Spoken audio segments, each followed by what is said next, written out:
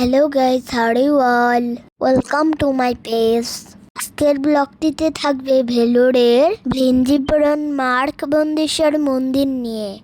এটি একটি প্রাচীন 13শো শতাব্দীর শিব মন্দির। এটি বিজয়নগর ও চোল রাজাদের স্থাপত্যের এক অপূর্ব নিদর্শন। এটি ভেলোর জেলার অন্যতম প্রাচীন ও বৃহত্তম মন্দির।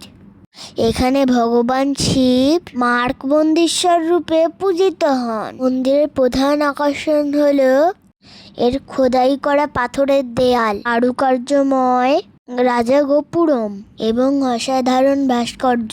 বিশ্বাস করা হয় এখানে স্থির দেবতা ব্রহ্মা শিবের পূজা করেছিলেন। আর এই স্থানের নাম ভৃঞ্জিপুরম।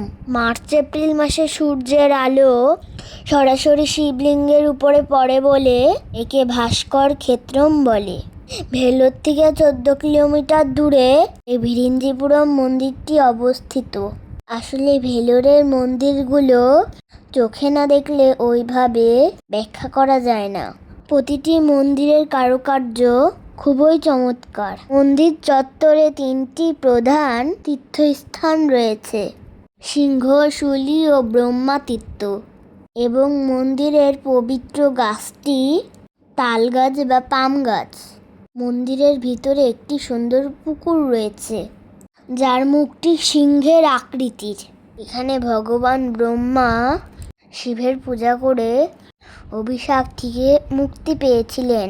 এখানকার পুকুরে স্নান করলে নিঃসন্তান দম্পতির সন্তান লাভ হয় ও বিবাহের বাধা দূর হয়। মন্দিরটি প্রতিদিন সকাল 6টা থেকে 11টা পর্যন্ত এবং বিকাল 4টা থেকে রাত 8টা পর্যন্ত খোলা থাকে।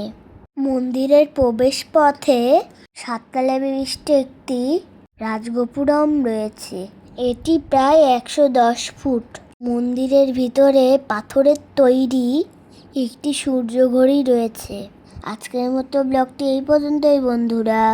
সবাই খুব খুব ভালো থেকো আর আমার জন্য আশীর্বাদ করো। Tata, bye bye.